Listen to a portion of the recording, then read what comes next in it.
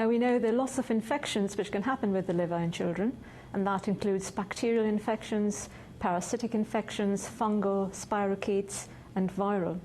For the sake of time, we shall be talking about viral hepatitis, and although we know that there are lots of viruses which can produce a hepatitis or inflammation of the liver, we will be speaking today about hepatitis A, hepatitis E, hepatitis B, and C. We'd like to start with hepatitis A. So hepatitis A is a RNA virus. It's single-stranded.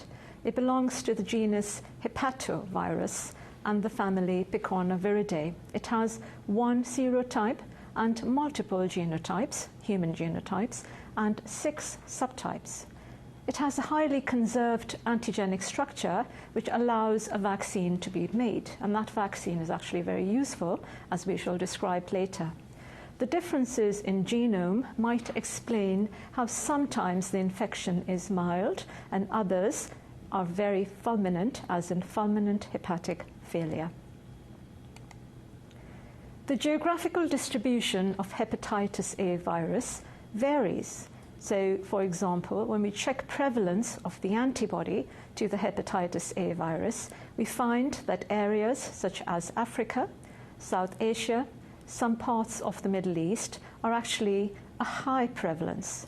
The US is actually a low prevalence, and then there are various areas where there is an intermediate prevalence for anti-HAV.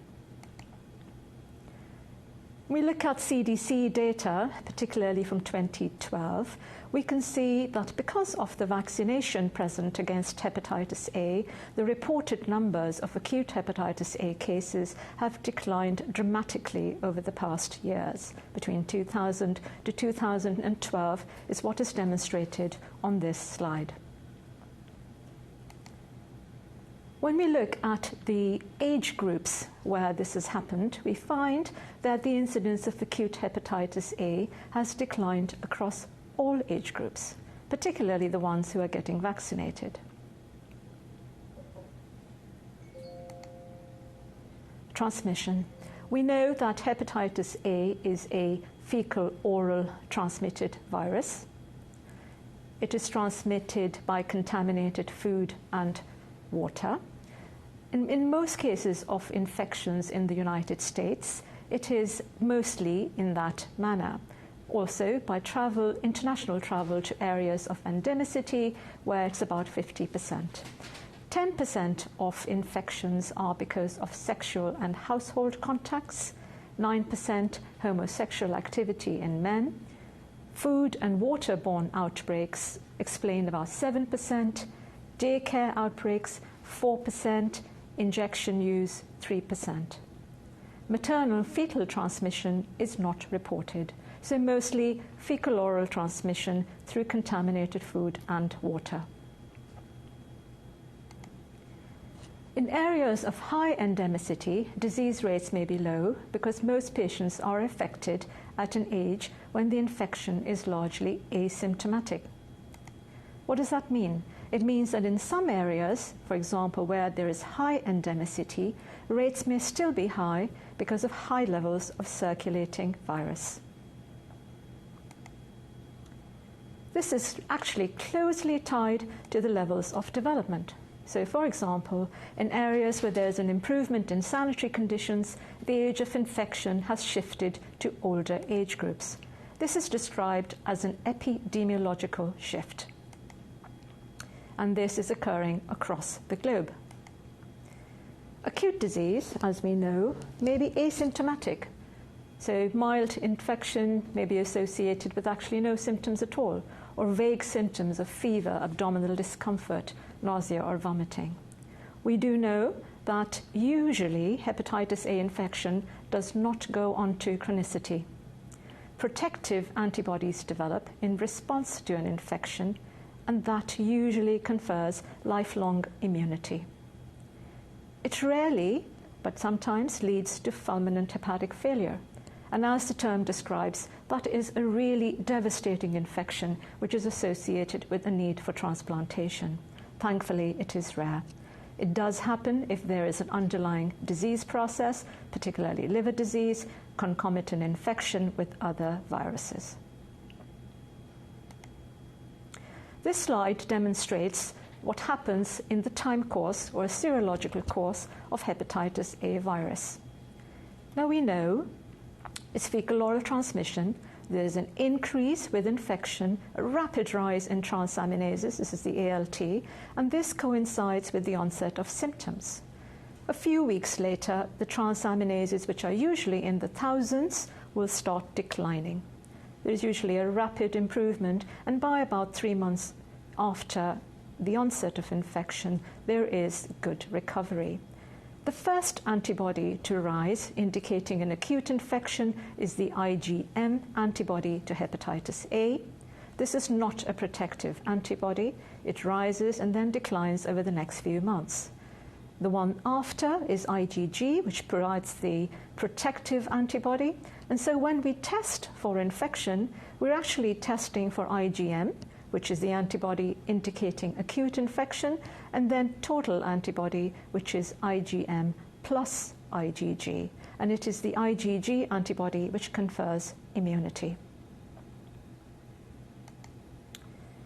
When we look at clinical characteristics of acute hepatitis A in the United States, and this is from CDC from 2012, the majority manifest with jaundice. So the younger the age group, the more common it is to be anicteric or no jaundice, and the older the age group, the higher the incidence of jaundice. So here, jaundice, a lot of these patients were hospitalized, and there was death as well.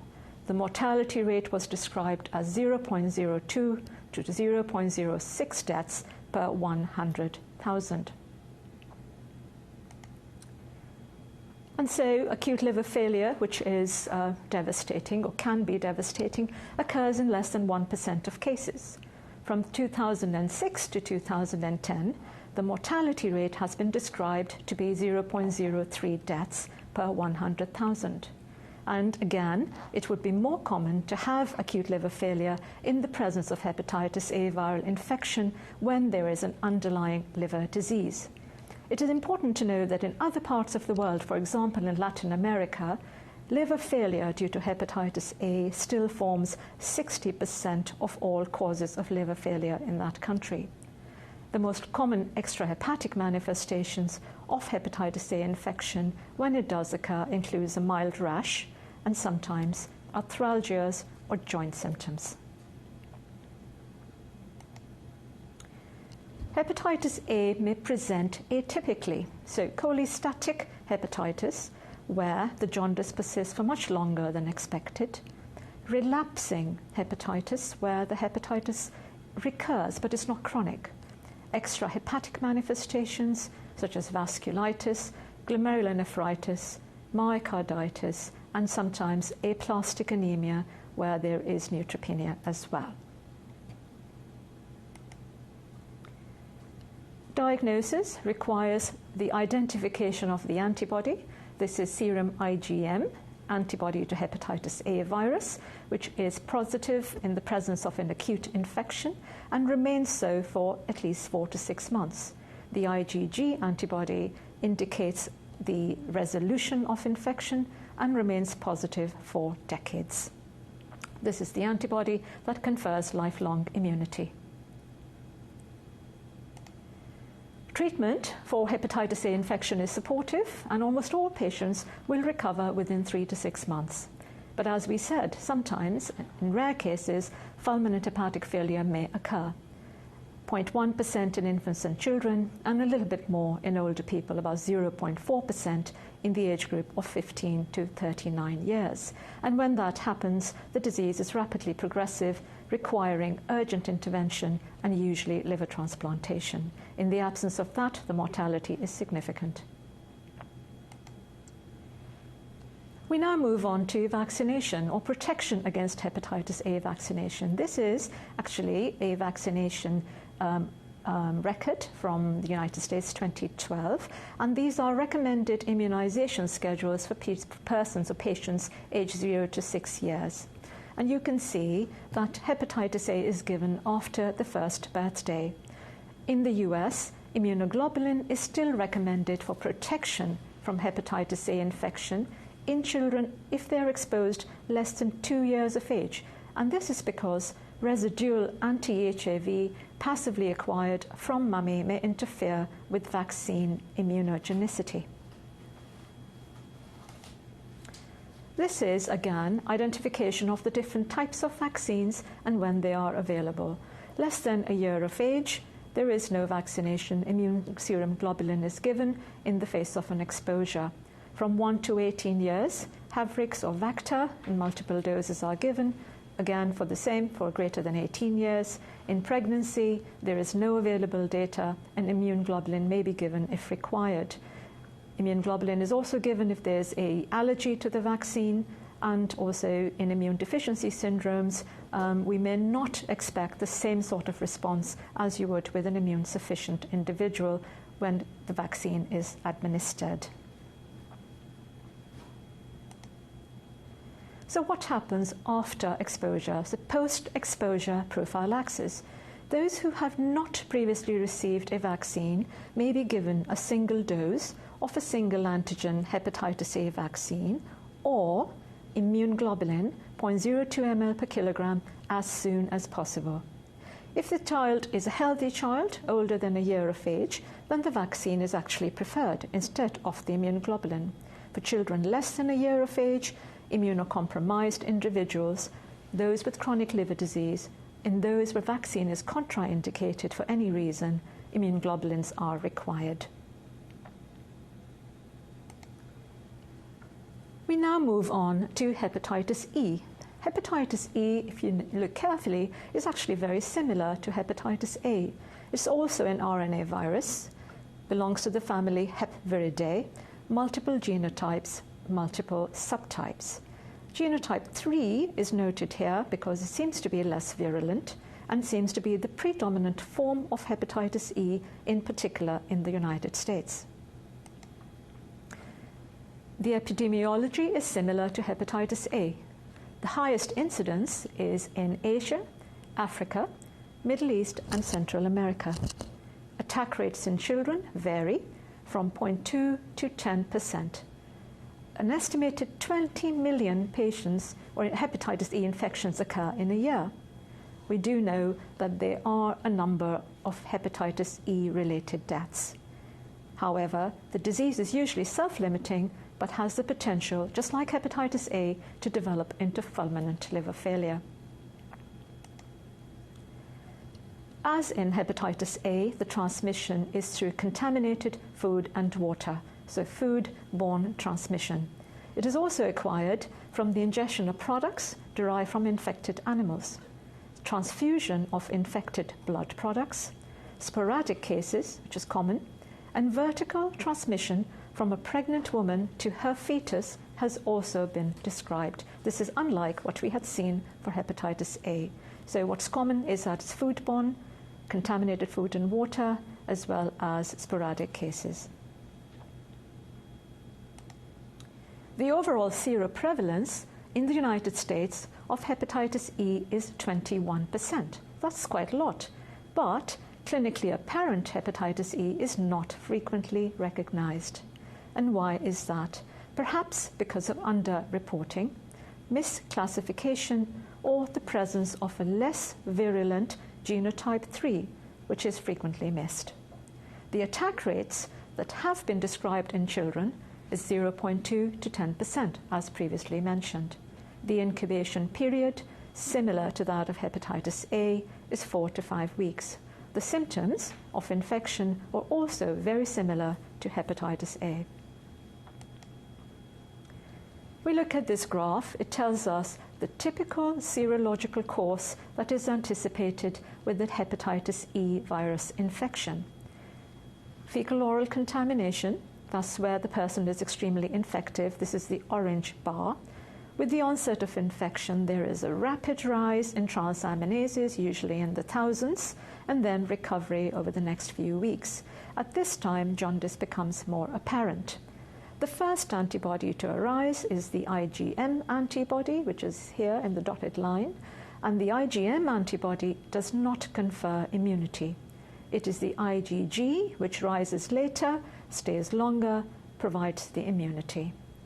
The testing, therefore, requires IgM antibody HEV, IgG to demonstrate past exposure, and a hepatitis E virus PCR for confirmation. We've done this several times at our institution and have been able to identify cases like that.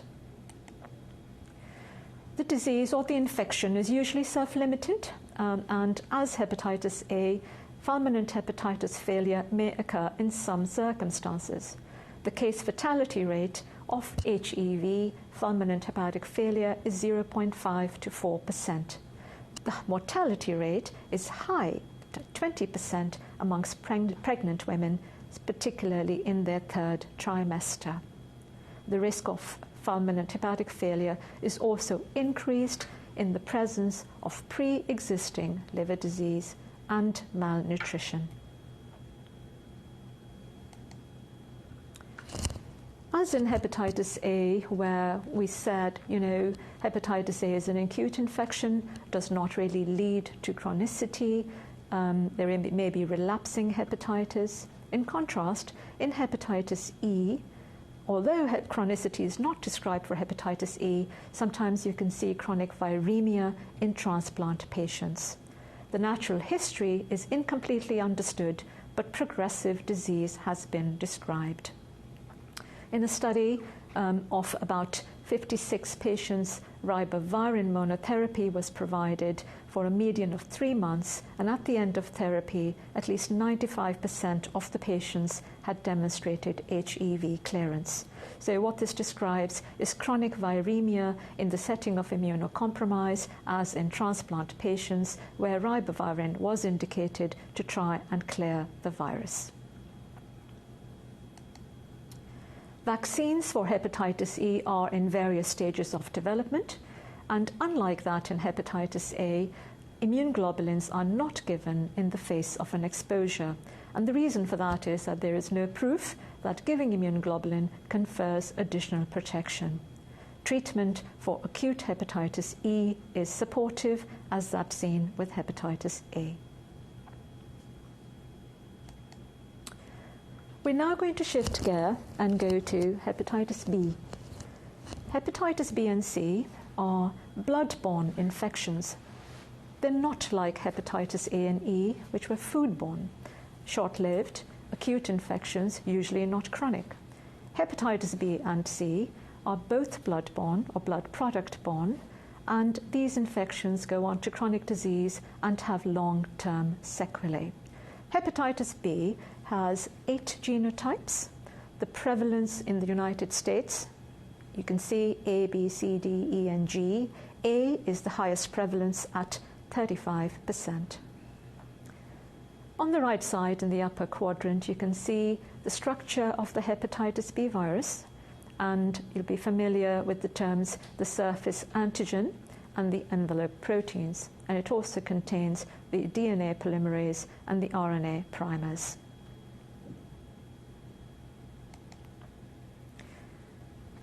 The geographic distribution of chronic hepatitis B infection varies around the world.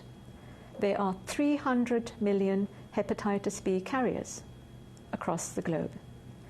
The highest prevalence, which is 8% and higher, exists in areas in Africa, China, and some parts of the Middle East and Central America. The United States has a prevalence of hepatitis B surface antigen that is less than 2%. When we look at this table, we'd like to go through the various areas of endemicity, the carrier rate, etc. So the first column, if I can show you that, you can see that the high prevalence carrier rate of greater than 8% occurs in this particular geographical band, the Southeast Asia, China, Sub-Saharan Africa. Predominant age at infection or acquisition is perinatal and early childhood, and the predominant mode of infection is from mother to fetus or percutaneous. And these are the kind of infections that stay for a long time. Intermediate areas of prevalence 2 to 7%, the Mediterranean basin, Eastern Europe. Infection occurs at early childhood, so it's not perinatal, it's later, and it's usually percutaneous or sexual. And then areas like the United States, where there is a low carrier rate, less than 1%, the predominant age of infection is adulthood, and the predominant mode of infection is percutaneous, for example, tattoos, drug use, IV use, and sexual. In the US, by the year 2007, the incidence of acute hepatitis B in children at less than 15 years of age had fallen to 0.02 cases per 100,000 population. That was a huge improvement, and that is because of universal vaccination.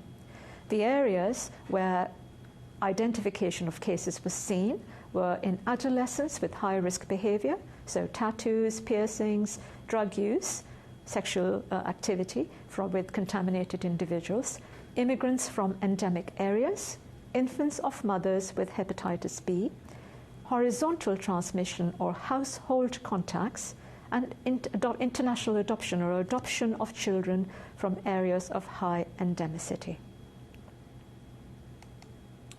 Acute HBV infection in children has a variable course. The child may be completely asymptomatic, or there may be an evidence of acute hepatitis with jaundice, abdominal discomfort, fever, or fulminant hepatitis, which is extremely rapidly progressive. Universal vaccination has substantially reduced the frequency of fulminant hepatitis, which was previously associated with significant morbidity and mortality.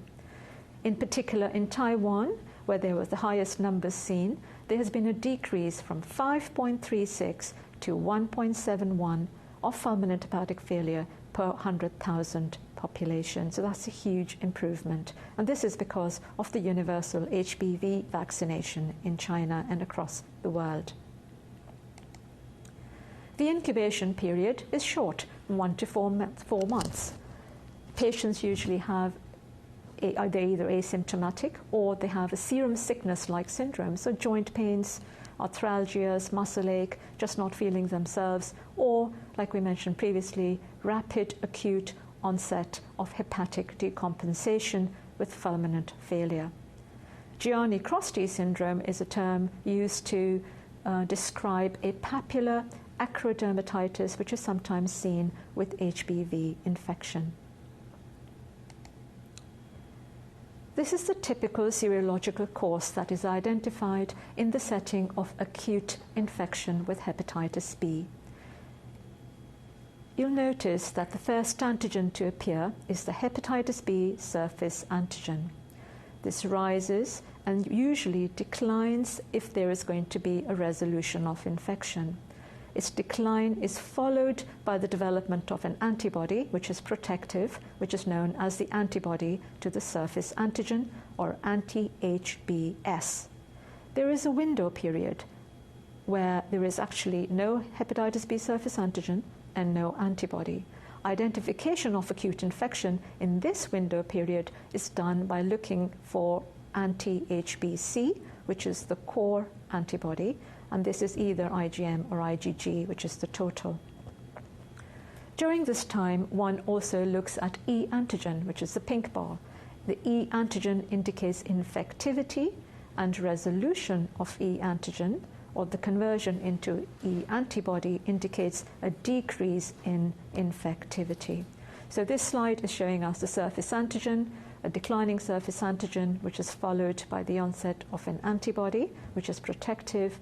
The core antibody is in between that during the window period. However, that's not always the case, and sometimes the infection does not subside and in fact goes on to become chronic. A chronic hepatitis B, by definition, is an infection that lasts more than 6 months. And in this case, the antibody to hepatitis B does not arise, and the surface antigen persists in the circulation.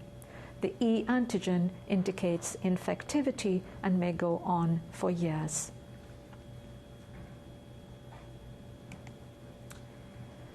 Now, perinatally acquired hepatitis B, or a newborn who's born to a mum with hepatitis B, tends to remain positive with E antigen and have very high levels of viral replication. The histological injury is usually mild. Spontaneous seroconversion in this particular age group is actually quite infrequent and is less than 2% per year in children less than 3 years of age. It's 4 to 5% after the age of 3.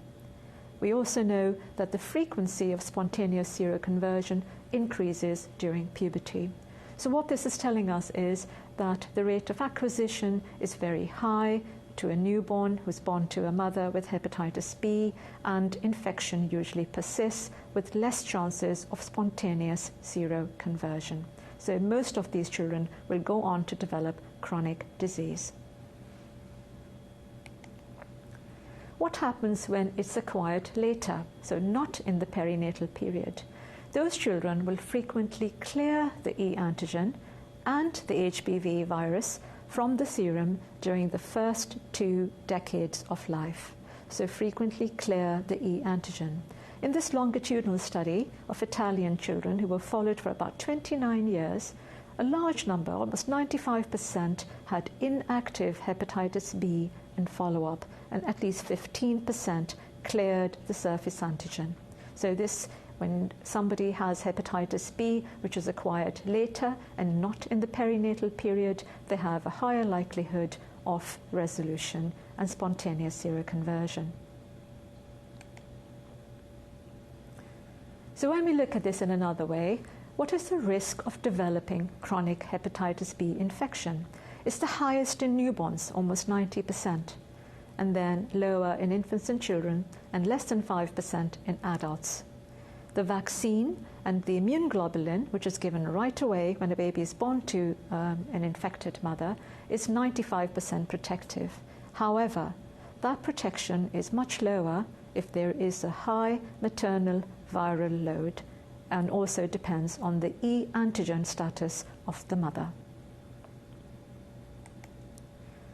So this is a very nice slide. It's from Brian McMahon from the AASLD of 2010, and it describes the natural progression of chronic hepatitis B. So what happens with perinatal transmission? So we know that the majority will go into an immune-tolerant phase. And what exactly is this? We'll talk about that in a bit. The immune-tolerant phase sometimes goes into the E antigen positive immune-active phase. There are 2 options. Either it stays like that, or there is seroconversion. If there is seroconversion, it may become inactive and subsequently clear the infection. And sometimes the inactive hepatitis B actually goes backwards, and there is a recurrence of the disease. And so this actually really needs to be looked for. So perinatal transmission goes into the immune-tolerant phase, which is followed by either the immune-active phase, which may either go on to inactivity or remain active. The serological markers that are used for different phases of acute and chronic hepatitis B are listed here, and they can be very confusing. What we do know, the surface antigen positivity is seen both in acute infection as well as chronic infection. The presence of an E antigen indicates infectivity, and the presence of an antibody to hepatitis B, E antigen, demonstrates resolution of infectivity. The HBV DNA is used both for qualitative as well as quantitative interpretation. An antibody to hepatitis B surface antigen demonstrates resolution of infection and immunity.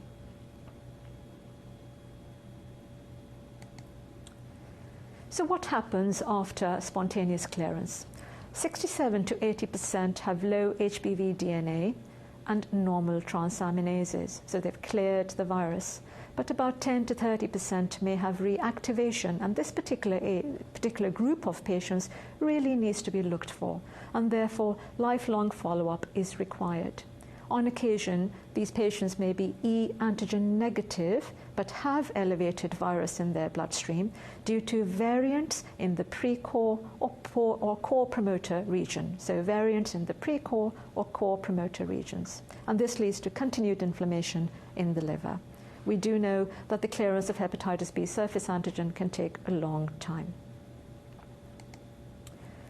With chronic disease, fibrosis happens, and this is a histological image of cirrhosis of the liver and the fibrous bands. Progression to cirrhosis in children is actually quite unusual. However, it has been described, and in 76 children who were studied, at least half of them had moderate to severe fibrosis. So one does need to worry about that, although we do know that it is unusual in children. The risk factors for cirrhosis include an older age group, genotype C, having the hepatitis B for a long time, high HBV DNA, the presence of co-infections with hepatitis C and HIV, and the use of toxins such as alcohol. All of this leads to rapid progression of liver disease. We also monitor for hepatocellular carcinoma. As we know, the hepatitis B has been associated with the development of HCC.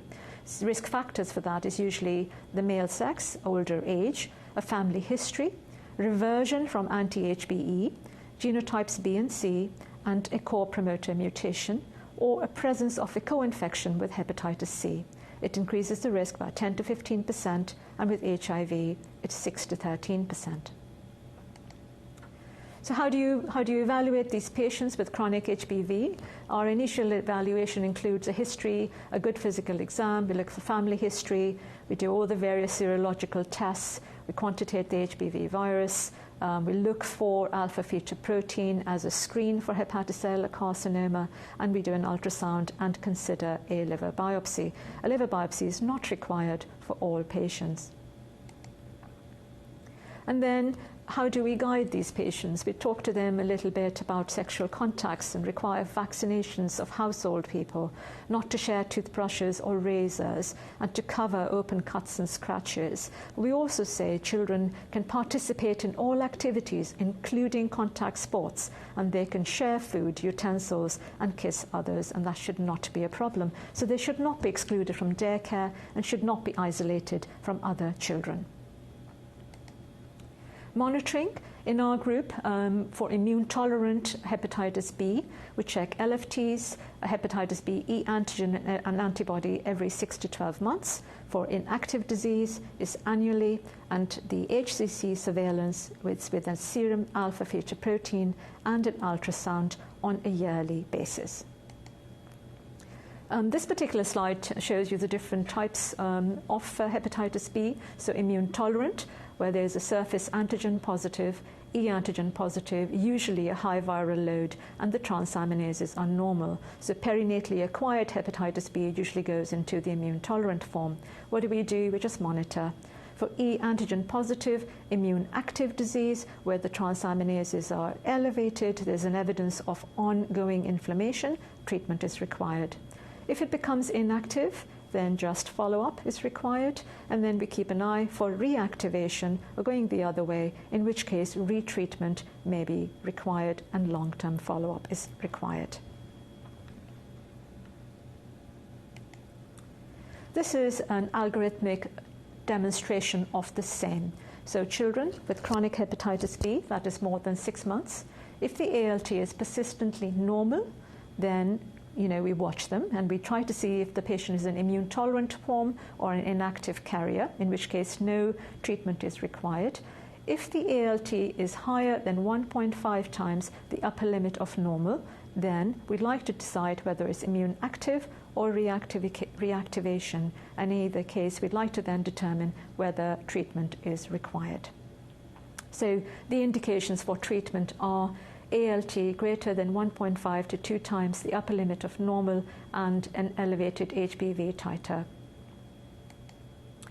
The goals of treatment are optimal loss of surface antigen and the development of antibody, to suppress viral replication, reduce inflammation, to affect E antigen seroconversion, and hence to reduce the risk of hepatocellular carcinoma. This is from Anna Locke and from 2014, and this is a compilation of all the various treatments that have been offered so far for hepatitis B. In children, we've used pegylated interferon, lamivudine, adefovir, and we're currently undergoing trials for entecavir, for children who are less than 18 years of age. Entecavir is already available, and we're in the final stages of the long-term study of entecavir. And as you can see, entecavir seems to have the greatest response. We try not to use pegylated interferon because of its significant side effects, and we try not to use lamivudine and adefovir because of the risk of development of resistant mutants, and it's higher with those two particular medications. Entecavir is used and as you can see here, there is good rates of normalization of ALT, histological improvement, and durability of response. It's important to ensure that you try and avoid the development of resistant mutants, and so you'd like to prevent unnecessary treatment and initiate treatment with potent antivirals or with combination therapy, and then to be cognizant that you may need to change the treatment if there is a viral breakthrough, and you like to confirm the antiviral resistance with genotype testing. Entecavir, as I mentioned previously, inhibits HBV replication. We're part of an ongoing Baraclude study, and so far, till week 48, 46% of patients were HBV DNA negative by 48 weeks, normalization of ALT in 67%, and seroconversion of 24% at 48 weeks, so extremely promising. It's now approved by FDA. Novel therapies that are in the pipeline include antisense approaches, adoptive immunity transfer, thymosin, alpha-glucosidase inhibitor derivatives, monoclonal antibodies, vaccines, T-cell vaccines, and DNA vaccines. We now move on to the final part, and that's hepatitis C. Hepatitis C is very similar to hepatitis B in the sense that it is transmitted through percutaneous exposure, transmitted by infection with contaminated blood, body secretions, and also perinatally acquired from an infected mother. There are 185 million infected people worldwide, and 11 million of those are less than 15 years of age. There are 3.2 million patients with hepatitis C in the United States. When we look at the genotypes and the subtypes, we find that in the US, the predominant genotypes, and this is actually extremely important because these genotypes vary in their response to the medication that's offered. So genotype 1, which is difficult to treat actually, is about 75% in the US. And 25% of the patients in the US have genotype 2 and 3, which is relatively easier to treat. In the United States, HCV antibodies are described in 0.2% of children of ages 6 to 12 years and 0.4% 12 to 19 years. Perinatal transmission is an important source, and there are about 750 new cases per year in the United States. The rate of transmission from a mother to a child is 1 to 5% in HCV RNA positive mothers. And this rate of transmission is higher if the mum has HIV as well. So children at risk, those who had blood transfusions when they were not being tested properly, mostly adolescents with high-risk behaviors. The natural history of hepatitis C infection after exposure, 20 to 40% of patients may spontaneously resolve or lose the virus. So that's 20 to 40%. Some may go on to chronicity, and the disease may be slowly progressive or ultimately lead to hepatocellular carcinoma and the need for transplantation or death. In children, spontaneous clearance of hepatitis C is between 20 to 45%. It is less likely if the child is PCR positive beyond the first birthday. The risk of developing chronic infection somehow seems less likely when the acute HCV is associated with remarkable symptoms. There is a slow progression of histological injury in children. And so that gives us the luxury of waiting for newer therapies because the disease is slowly progressive. Risk factors for progressive disease at a rapid pace include HIV infections, alcohol use, and obesity. So who should we screen for HCV? Those who are using drugs, persons with other infections such as HIV, those on hemodialysis, unexplained abnormal LFTs, children born to HCV-infected mothers, healthcare personnel, sexual partners of HCV-infected persons, and children from a region with high prevalence of HCV infection. And both antibody and PCR can be used for screening. For perinatal transmission, universal testing of pregnant women is not indicated. Elective C-section to prevent HCV transmission is also not recommended. However, it would be important to avoid internal fetal monitoring or prolonged rupture of membranes. Breastfeeding is not contraindicated, and testing infants of HCV-infected women is usually after 18 months of age, and we use an antibody for that purpose. If earlier testing is required, then a PCR is recommended. How do we test for hepatitis C? We check LFTs, liver function tests, hepatitis C virus antibody, hepatitis C virus RNA by PCR. We genotype the virus, find out which type it is. We do an ultrasound looking for cirrhosis or heterogeneity. We'll do a liver biopsy in some cases, and we look for hepatocellular carcinoma. What happens with an acute hepatitis C infection? Usually 2 to 6 weeks after an exposure. It is most uncommon in children. It does happen in adolescents with high-risk behaviors. The majority are asymptomatic. Some will have high transaminitis and a positive HCV PCR. Antibodies are usually checked after 12 weeks because they take a little time to develop. We usually observe these patients and hope that there will be spontaneous clearance, because a lot of times that is exactly what happens. So how do we check? We do an immediate or baseline antibody, RNA and transaminases. 4 weeks after, we do RNA and transaminases. 3 months after, we'll check antibody, RNA and transaminases. And then 6 months after, we'll check an antibody. The absence of an antibody does not rule out infection. It's important to note. We also know that fluctuating levels of HCV RNA are suggestive of an acute infection, whereas higher HCV levels that do not fluctuate are suggestive of chronic infections. Sometimes the differentiation between acute and chronic can be very difficult to make. So for acute hepatitis C, should one treat? That is the question. If there is a high likelihood of being adherent to treatment, and there are no comorbidities that are contraindications to treatment, and if the patient demonstrates viremia beyond 12 weeks, they have not cleared the virus, then treatment is offered. The treatment that is used is pegylated interferon for 12 to 24 weeks.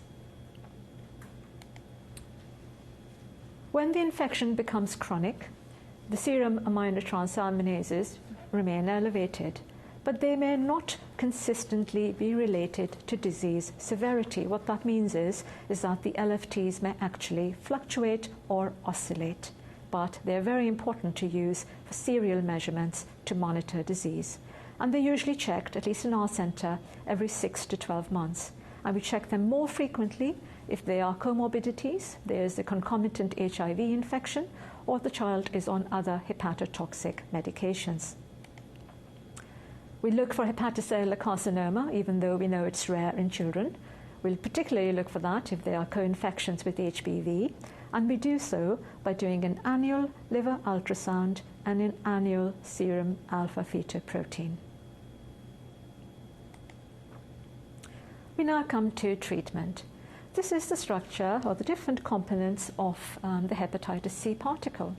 As we know, you've probably heard about this, these are the direct-acting antivirals that everyone's talking about. These are newer therapies that are oral, that are targeted to various parts of the particle. So the NS3/4A protease inhibitors, the NS5A inhibitors, and the NS5B inhibitors. When should we treat chronic hepatitis C? So as we know, in children, the treatment is different. And the reason is, A, the disease is very slowly progressive.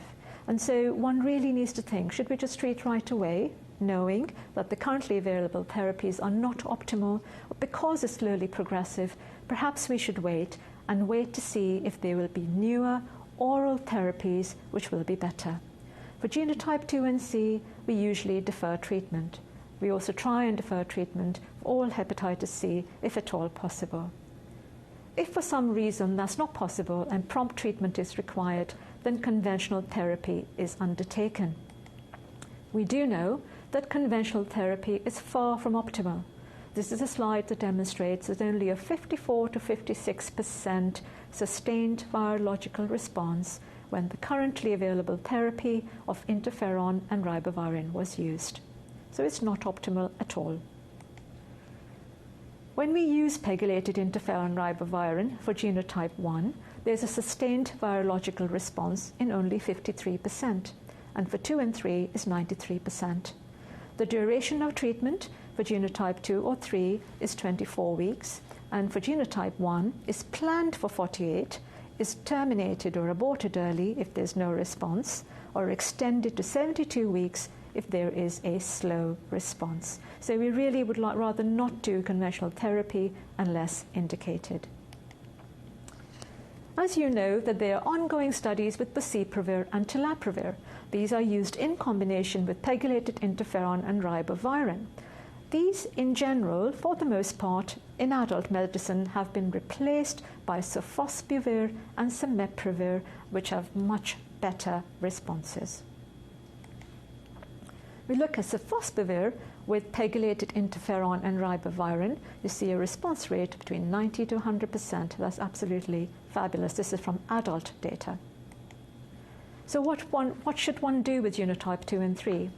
We know that in adult medicine, there is an aim, a hope that you can get away from pegylated interferon because it's so terrible, it's painful, it's injectable, it's got awful side effects. And so this is sofosbuvir, which is used in combination with ribavirin, the red bars, and then in comparison with pegylated interferon and ribavirin. And so you can see for genotype 2 at least, there's a 97% sustained virological response rate.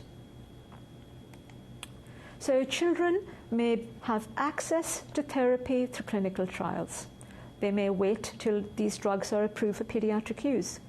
But if conventional therapy is available and the patient can't wait, then that is what would be required. So genotype 2 and 3, if possible, defer treatment until oral medication, completely oral medication, is available. What happens with genotype 1? We know that genotype 1 is difficult to treat. The conventional therapy includes pegylated interferon and ribavirin with dismal results. If possible, you like to again defer treatment, and you like to draw upon the data that is available from adult literature to see what they're doing. So the hope is to have an interferon-free regimen for genotype 1. These studies demonstrate proof of concept. So they used dual direct-acting analogues, okay, and in this case they used declatasvir and asunaprevir, and they used these and they found that you could use these and have a good sustained viral response rate. This is without pegylated interferon. So this was a good place to start, thinking that it is actually possible to tackle genotype 1 without pegylated interferon. Additional studies that have hence since happened include the therapy using cimeprevir plus sofosbuvir with or without ribavirin, and again, good response rates as you can see here. These studies were then extended to look at duration of response, and again, 12 weeks, 24 weeks, overall, good improvement in infection rates or sustained viral response rates. So what they said was that it is possible to treat genotype 1 hopefully with oral medications, getting rid of the pegylated interferon. The newer drugs, which are actually now being studied, include sofosbuvir, ledipasvir, and these are used in combination therapy for genotype 1.